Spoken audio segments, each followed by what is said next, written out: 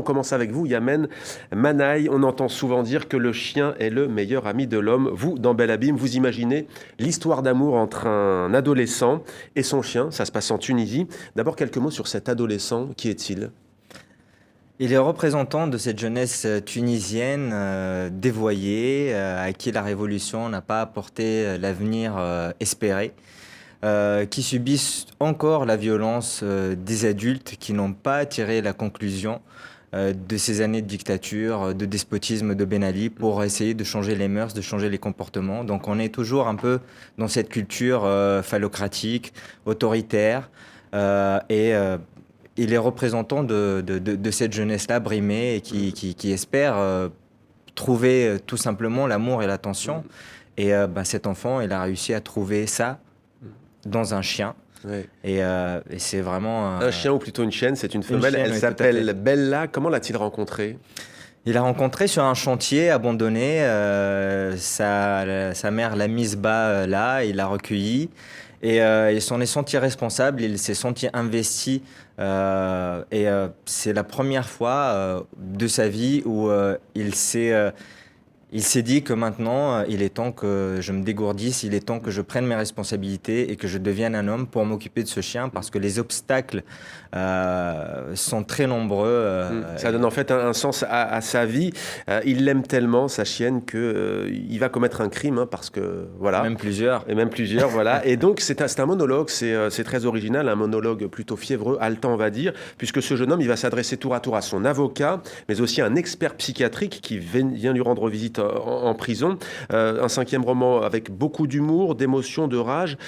C'est vraiment emblématique de ce que vit la jeunesse tunisienne selon vous, mais pourquoi on en est là 10 ans après?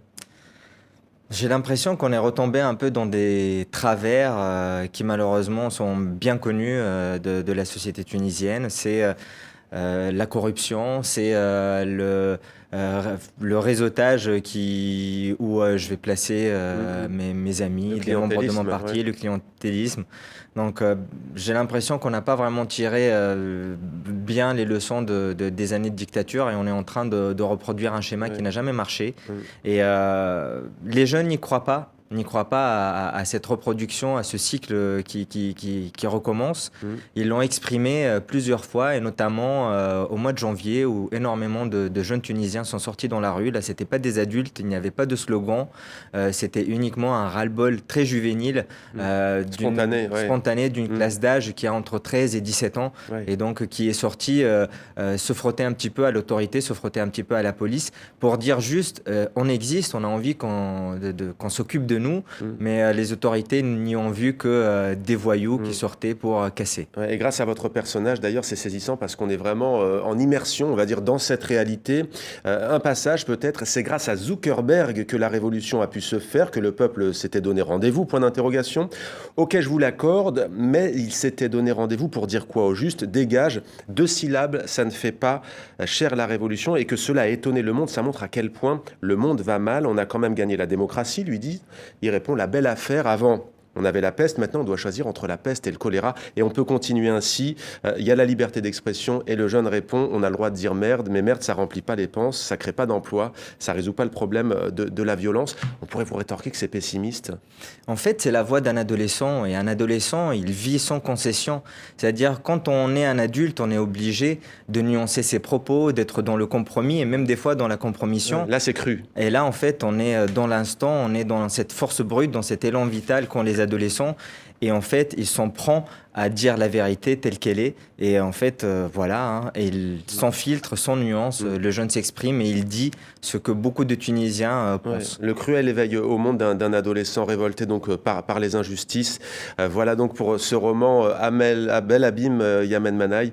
En Tunisie, il y a eu un événement politique, Yamen Manaï, j'aimerais entendre votre point de vue, c'est sur ce qu'on a appelé le coup de force, hein, du président, démocratiquement élu, précisons-le, Kais Saïed, mais qui s'est accordé les pouvoirs. Et on lit dans la presse que du côté de Sidi Bouzid, berceau de la Révolution, on ne voit pas cela d'un mauvais œil, même si on reste très méfiant, qu'on ne veut pas rebasculer dans la dictature. Quel est votre regard, vous, par exemple, qui dites dans votre livre, avant on avait les 40 voleurs, maintenant on en a 40 000 En fait, le coup de force du président Saïd a été salué par énormément de Tunisiens, mais parce qu'en fait, on était vraiment désespérés de la situation, de l'inflation, de la crise sanitaire. Il faut savoir que la Tunisie est devenue le premier pays africain et arabe victime du Covid-19.